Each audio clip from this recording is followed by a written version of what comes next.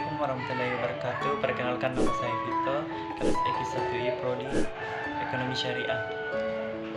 Di sini saya akan mempresentasikan hasil makalah saya, yaitu yang berjudul Sumber Daya yang Dikelola Manajer. Manajemen merupakan pencapaian suatu organisasi dengan cara yang efektif dan efisien lewat pencapaian perencanaan, organisasian, pengaruh dan pengawasan sumber organisasi untuk mencapai keberhasilan.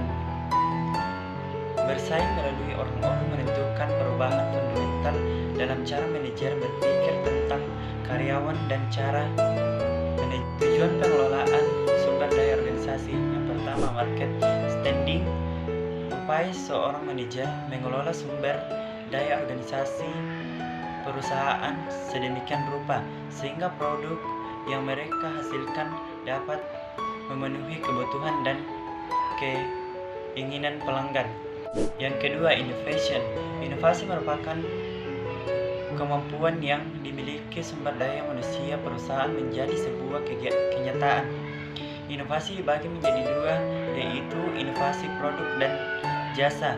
Yang kedua, inovasi berbagai keahlian, skill, dan aktivitas yang dapat diperlukan untuk menghasilkan inovasi. Yang ketiga, fiscal process.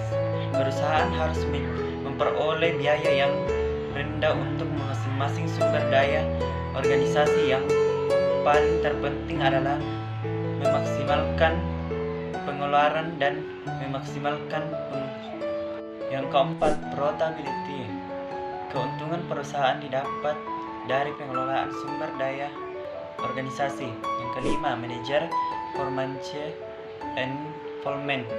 Pencapaian organisasi adalah tanggung jawab penuh seorang manajer untuk mendapatkan hasil yang baik. Maka manajer harus mempunyai skill dan keahlian. Maka dari itu, manajer harus mengembangkan keahlian dan menunjukkan kinerja yang baik.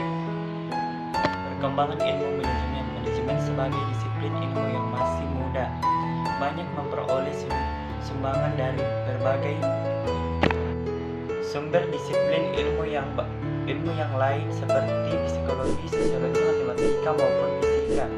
Oleh sebab itu, maka ada pendekatan yang meningkatkan cara pandang dalam menjelaskan disiplin ilmu manajemen dengan menggunakan kacamata ilmu psikologis, sosiologi, matematika maupun fisika. Berikut pendekatan itu. Yang pertama, universal process approach. Ini adalah pendekatan yang paling populer di dalam pemikiran manajemen. Ini juga dikenal dengan pendekatan fungsional.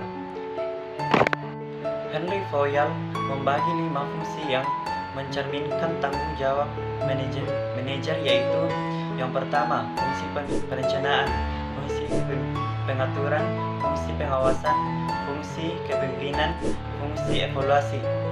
Yang kedua, operation approach. Pendekatan ini bertujuan meningkatkan efisien produksi, memangkas terjadinya pemberontakan, pemborosan, serta meningkatkan mutu. Yang ketiga, behavioral approach. Sebagaimana pendekatan manajemen lainnya, pendekatan perilaku merupakan suatu pendekatan yang mengalami perkembangan secara evolusional. Yang keempat, sistem approach. Suatu konsep yang dipinjam dari ilmu yang telah lebih mapan ke dalam teori manajemen adalah konsep sistem. Dalam konsep ini dan ilmu fisika.